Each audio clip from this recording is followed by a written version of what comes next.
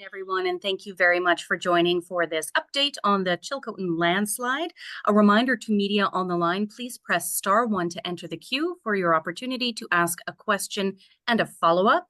I will pass it over now to Minister of Water, Land and Resource Stewardship, Nathan Cullen.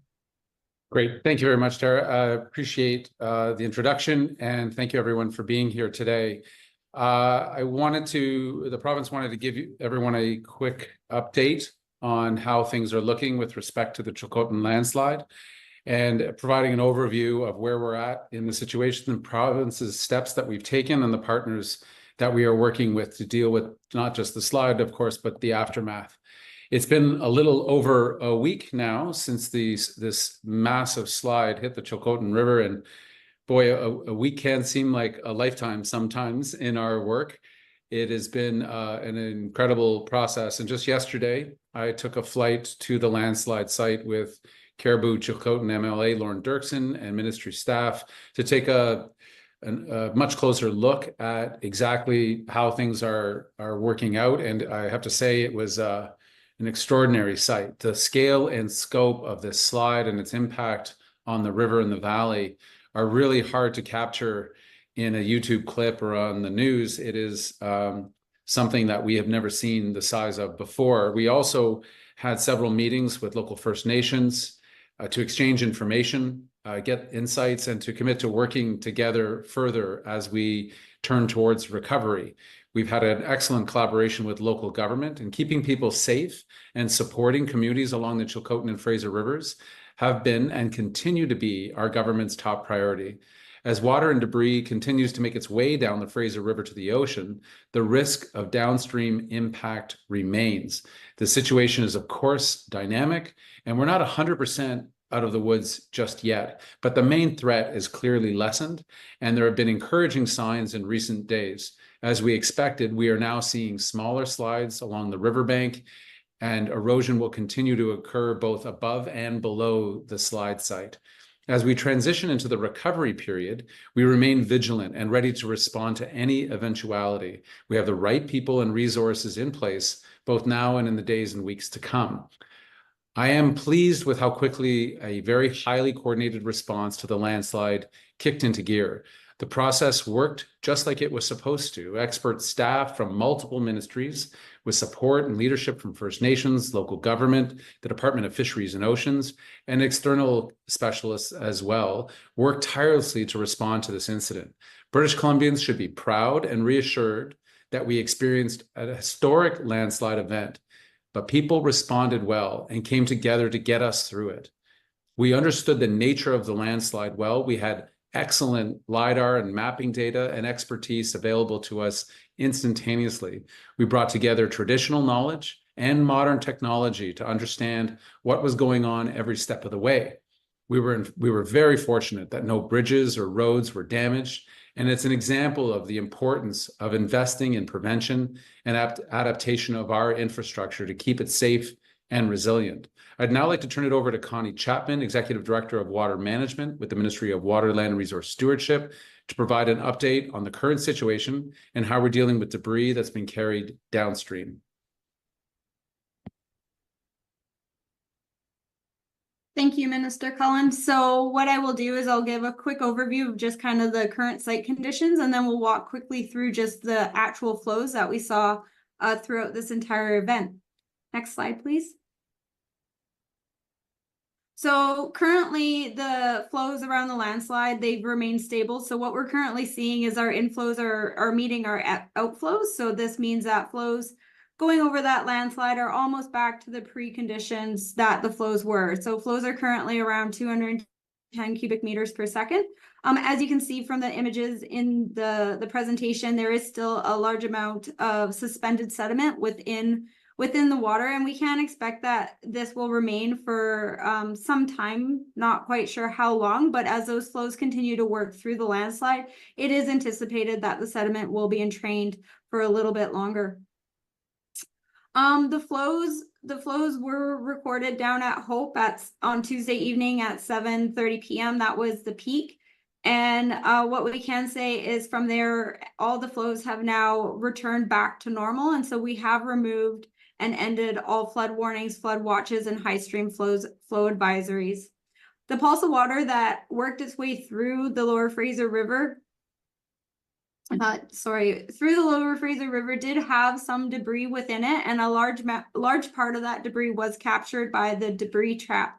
We can anticipate over the coming weeks, like I said, that there will be still some suspended sediment in the water column for the Chilcotin River, but also we are still looking at bank stability, as Minister Cullen had indicated, just due to the erosion and undercutting that these flows had on that river channel. Next slide, please. So it took roughly 6 hours for the flows to reach their peak from the time that the overtopping event happened at the natural dam. The peak flows were estimated to be about 3,000 cubic meters per second. Flows then worked their way downstream, and at Big Bar, it took 9 hours for us to see the flows at this level. We did record an elevation of 3.5 meters on top of what that current water level was, which was just was lower than what we would typically see in a freshet year. But one thing to remember is that with this pulse of water, it came rapidly and subtly, and so that 3.5 meter increase happened in a very short period of time, whereas normally we would see a gradual rise in the water levels. At the Fraser River in Lillooet, it took roughly 15 hours for the flows to start to increase. And we saw a total of a 2.7 meter increase in the elevation of the flow at Lillooet. Similar to Big Bar, the flows were below the freshet peak, but same sort of situation where we had that rapid rise of water relatively quickly and in a short duration. Next slide, please.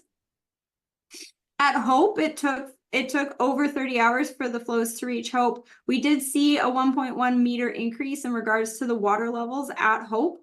The flows were roughly half of what we see during freshet. And from there, the flows then continued down into the Lower Fraser River.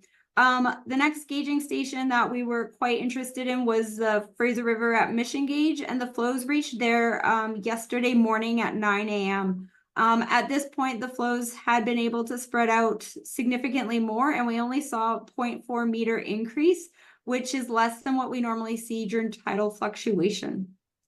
So overall, the pulse of water has made its way completely through the system now. And what we will continue to see specifically on the Chilcotin is a little bit of increased sediment load. But the main bulk of all the debris has made its way through the entire system, starting from the slide at the Chilcotin all the way down to the mouth of the Fraser where it meets the ocean. So I will pass it back to you, Minister Cullen. Thank you. Thanks so much, Connie, and thank you for your leadership, providing our team in Williams Lake and right around the province. It's been great to see the folks from all the different agencies working so seamlessly together. It's something really important that the public can trust. The government can do things like this and do it well. The debris that was deposited and that settled along the riverbanks will likely remain there until another high water event, likely next year's spring freshet. It's estimated that most of the debris that remained in the Fraser River has made it down, as Connie was talking about, in the debris trap near Agassiz, but some will continue to linger in both of these two rivers. Staff are conducting preliminary assessments of the debris and its distribution. We've been working with local First Nations, the Upper Fraser Fisheries Conservation Alliance, and the Federal Department of Fisheries and Oceans to ensure that all of the fish expertise that we have was connected directly into the emergency operations team. We're very proud to support this Indigenous-led partnership. BC is thankful for the ongoing expertise and collaborations of individual First Nations governments, as well as First Nations organizations, including UFFCA, the Lower Fraser Fisheries Alliance, and the First Nations Fisheries Council, and individual First Nations governments. Immediate focus now is on assessing fish passage across the Chilcotin slide site, monitoring the salmon stocks, particularly the sockeye, as they come into the system, and assessing the Chilcotin and Fraser riverbanks to ensure that any additional slumping and sloughing does not create a new challenge for these salmon. Supported First Nations are conducting assessments of fish abundance and location to inform our collective planning. The Chilcotin National Government has established a sonar monitoring to track when and how well fish are passing through the site.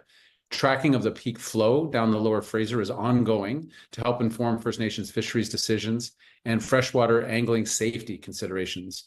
I want to take a moment to thank the many people, including government specialists, engineers, hydrologists, who worked day and night over the past week, more than a week, to help keep British Columbians safe. First Nations partners have contributed invaluable knowledge that they've gained by caring for this land for thousands upon thousands of years. I also want to thank British Columbians who have been cooperating with our response operations by staying away from these two rivers and complying with the evacuation orders or alerts that were issued in your areas. Community leaders up and down the Fraser River took precautions to enhance public safety and minimize the risks to people and infrastructure. Just a few examples. Lytton ferry service was temporarily halted earlier this week. City of New Westminster closed its boardwalk. Maple Ridge closed the Port Haney Wharf dock and park pathways to help residents stay safe. To those communities and every other community along the route, I say thank you. Thank you for going the extra mile, and thank you for working with us in a very challenging and stressful time for many British Columbians. Please remember that the water in many areas is still moving with greater force and momentum than we're used to seeing at this time of year. Debris from the landslide site and from other areas downstream still poses a potential threat. Slope stability remains a concern, both above and below the slide site. In closing, this experience was a clear reminder that no order of government can address these types of massive incidents on their own. Cooperation is what we've seen over the past week was just outstanding. Keeping the public informed through regular updates and information that was on the websites and portals was also invaluable. We're able to share pictures and videos, and armed with that knowledge, people made good decisions. Anyone interested in seeing the most current photos, videos about the Chilcotin River slide can go to gov.bc.ca/landslide. Thank you, and will now be available for questions. A reminder to media on the line, please press *1 to enter the queue for your chance to ask a question and a follow-up. We'll go first to Ted Field, Global News. Go ahead, Ted. Hello. Yeah, just checking. We are seeing a lot of debris in the lower parts of the Fraser River right now. Are there any warnings or advisories to vessel operators, pleasure craft operators, and have we seen any infrastructure damage caused by the debris flow? Connie, do you want to step into either of those questions and I can follow up? Thank you, Minister Cullen. So there was a communication with Navigable Waters Canada, and I believe a warning was actually sent out highlighting the fact that there would be an additional large woody debris in the system. The large woody debris that has made it down the system is about average as to what we see during a normal freshet season, though we did see it come down in a concentrated amount of time within kind of that 48-hour window. It is anticipated that it will continue to make its way through, but we are not anticipating any large pulses of large woody debris to come down from the slide area. We do know that the debris trap has been working and is fully operational and has captured roughly 30,000 cubic meters of debris already. And I'm not aware of any significant infrastructure impacts that we've seen beyond the natural impacts on the riverbanks. But I think to Connie's point, and working with our federal partners, people in the boating community should stay very well aware of the warnings and alerts that go out. This was an enormous amount of water and debris that moved over a short period of time into the Fraser system. And we've been really appreciative of the public and our federal partners, along with First Nations, who have been able to get the word out and also work with us in the powers that they have. Ted, do you have a follow-up? Yeah, you did mention the 30,000 cubic meters caught in the debris trap. Is there any rough estimate how much debris came down from that slide through the river? Connie, I'll turn it back to you just in terms of the total amounts. I know it was difficult in a fast-moving environment to try to count the total volume. It has been extremely difficult to account for the total volume. We are kind of working within a very within an estimate range, and that estimate is around 60,000 cubic meters of debris. The debris trap was able to capture just around half, if not a little bit more than half of what we saw come down the system. And to try to put some of this in scope and scale, some estimates put the amount of material that came into this slide, which was about 1 kilometer long, 600 meters wide, 30 meters high, is somewhere to the equivalent of approximately 2.5 million dump truck loads of material that went into the river at once. Well, as that starts to move through, and all the pent-up water, as Connie talked about, now starting to level out, that is an enormous slide, unlike anything that we've seen within living memory on this particular part of the river. And so the debris that is associated to that is also of a scale that is incredibly significant. And so I know we always see at certain times of the year debris going into the Fraser River, and boating community is used to that. This is of a different order of magnitude, and so that caution should also be equivalent, and people should be well aware that this debris will be moving for a while. It's not over just because it's now past the major crisis point of a potential flood. Our next question comes from Yvette Brand, CBC. Yvette, please go ahead. Hello, Minister Cullen. I'm wondering what impacts you foresee. I know it's early days on the salmon going through, and if you echo the call by First Nations leaders to shut down the fishery, to give the fish a chance, given that they were already struggling in this river system, and we've seen such low returns. Thank you, Yvette. Yeah, as we move from the immediate emergency response to now the recovery phase, two broad areas, one being about cultural sites, the actual riverbank and slope stability is one of our major concerns. The second large category, of course, is salmon, and particularly sockeye, that are moving into the system over the next week to 2 weeks. So the sonar in place above the slide point is very helpful. The Chilcotin government put that in place so that we'll know as fish start to pass through. Two major concerns. One, of course, is just how muddy the water is. If you see the images, and as we flew yesterday, you could see further upriver, the water is starting to clear itself out. But with so much material yet to be moved, the concern remains that that turbidity will be there. The fish will have a very difficult time, and in some cases just simply will not be able to get into the system. The second is the choke point, that bottleneck where significant water is going through a very small area. That seems to be eroding, but we don't believe is yet at a point where the fish can pass. So we have a little bit of time, but Mother Nature and salmon are incredibly resilient. It may resolve itself as the water gets cleaner, as that blockage starts to diminish, and salmon, being so determined and strong, may themselves find the passage up. If that proves not to be the case, we are now working with First Nations partners and preparing essentially a plan B. What kinds of options are available to us to get fish beyond the barrier to make sure that we don't lose the entire run. With respect to the impact of fisheries into the broader Fraser and out through the US and whatnot, the fish that we're seeing come through now, the sockeye right now, those fish are into the Fraser system, broadly speaking, and are headed towards the Chilcotin stem. We're going to keep monitoring that and see how many fish are coming in and understanding if they're going to be in to make their way up to Chilcotin so that they can spawn. You have a follow-up, Yvette? Yeah, I'm curious, just since you've mentioned it, what are we talking about just in terms of scope when you talk about a plan B? I mean, are we talking salmon cannons again, or what kinds of things could be done? Yeah, so we'll take the best advice of our fisheries biologists, work with very closely with First Nations governments that are immediately in the area and up and downstream. So much knowledge available to us in terms of options. The area is not an easy area to work in, right? If you look at where the confluence happens, you have a lot of slope instability.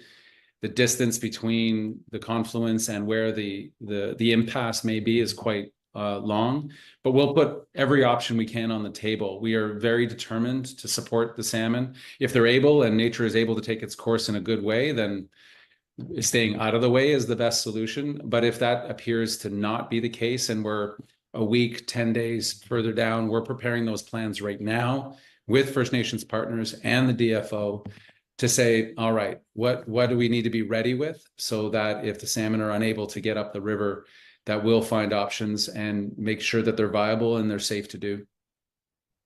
Thank you, everyone, for participating today. That concludes today's availability.